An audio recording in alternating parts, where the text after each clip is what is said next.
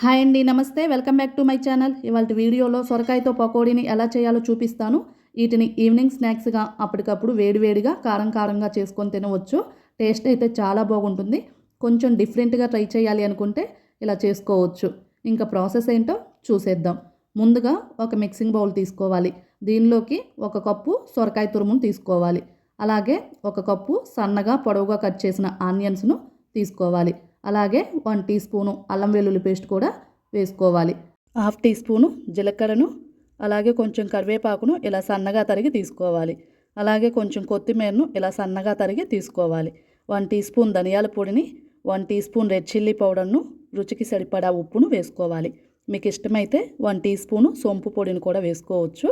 ఇవన్నీ వేసేసి ఇలా బాగా మిక్స్ చేసుకోవాలి. ఇలా ప్రెస్ చేసుకుంటూ కలుపుకోవడం వల్ల ఆనియన్స్ బాగా విడిపోతాయి, మసాలాలు కూడా చక్కగా పడతాయి. ఇలా కలుపుకున్న తర్వాత ఇందులోకి 1 కప్పు శనగపిండిని వేసుకోవాలి. అలాగే 1/2 కప్పు బియ్యం పిండిని కూడా వేసుకొని ఆనియన్స్కు పిండిని బాగా పట్టించాలి. ఇందులో వాటర్ని అసలు యాడ్ చేయాల్సిన పని లేదు, మనకు సొరకాయలోని వాటరే సరిపోతుంది. ఇలా పిండిని కలుపుకున్న తర్వాత ఇందులోకి 1 టేబుల్ స్పూను వేడివేడి ఆయిల్ను వేసుకొని పిండిని కలుపుకోవాలి. ఒకవేళ పిండి మీకు జారుగా అనిపిస్తే కొంచెం శనగపిండిని, కొంచెం బియ్యం పిండిని యాడ్ చేసుకోవచ్చు. ఇలా స్టవ్ పైన ఒక ప్యాన్లో డీప్ ఫ్రైకి ఆయిల్ను వేడి చేసుకోవాలి. ఆయిల్ బాగా హీట్ అయిన తర్వాత ఫ్లేమ్ని మీడియంలో ఉంచుకొని మనం కలుపుకున్న పిండిని ఇలా పకోడీలాగా వేసుకోవాలి. ఇలా స్లోగా ఆయిల్లోకి డ్రాప్ చేసుకోవాలి.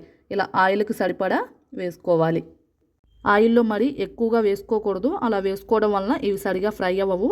ఇలా ఆయిల్కి సరిపడా వేసుకొని మీడియం ఫ్లేమ్ మీద ఇలా 2 సైడ్స్కి టర్న్ చేసుకుంటూ కలుపుకుంటూ ఫ్రై చేసుకోవాలి. ఇలా కొంచెం కలర్ చేంజ్ అయిన తర్వాత మీడియం ఫ్లేమ్ నుండి హై ఫ్లేమ్లోకి పెట్టుకొని ఇలా గోల్డెన్ బ్రౌన్ కలర్ వచ్చి క్రిస్పీగా అయ్యేంత వరకు ఫ్రై చేసుకొని ఇలా ఒక జాలిగరిటెలోకి తీసుకొని ఒక ప్లేట్లోకి తీసుకోవాలి. అలాగే మిగిలిన పిండితో కూడా ఇలా రిపీటెడ్గా సేమ్ ప్రాసెస్లో ఆయిల్లోకి పకోడీలను స్లోగా డ్రాప్ చేసుకోవాలి. ఇలా పకోడీలాగా వేసుకొని వీటిని మీడియం ఫ్లేమ్లోనే ఫ్రై చేసుకోవాలి. ఇలా 2 సైడ్స్కి టర్న్ చేసుకుంటూ మంచి గోల్డెన్ బ్రౌన్ కలర్ వచ్చి క్రిస్పీగా అయిన తర్వాత ఇలా ఒక జాలిగరిటెలోకి తీసుకొని సర్వింగ్ ప్లేట్లోకి తీసుకోవడమే. ఇలా కొంచెం కరివేపాకును కూడా డీప్ ఫ్రై చేసి గార్నిష్గా చేసుకోవచ్చు. ఎంతో టేస్టీగా క్రిస్పీగా స్పైసీగా సొరకాయ పకోడీ రెడీ అయింది. ఇలా వేడివేడిగా ఈవినింగ్ టైం స్నాక్స్గా చేసుకొని తినవచ్చు. టేస్ట్ అయితే చాలా బాగుంటుంది. డిఫరెంట్గా ట్రై చేయాలి అనుకుంటే ఇలా ఒకసారి చేసుకొని చూడండి. మీరు కూడా ఇలా సొరకాయతో పకోడీ చేసి ఎలా వచ్చిందో కామెంట్ బాక్స్లో మీ ఫీడ్బ్యాక్ని తెలియజేయండి. మీకు ఈ వీడియో నచ్చితే ప్లీజ్ లైక్ చేయండి. అలాగే మీ ఫ్రెండ్స్కి, రిలేటివ్స్కి షేర్ చేయండి. పక్కనే ఉన్న బెల్ ఐకాన్ను సబ్స్క్రైబ్ చేసుకోండి. Thank you for watching.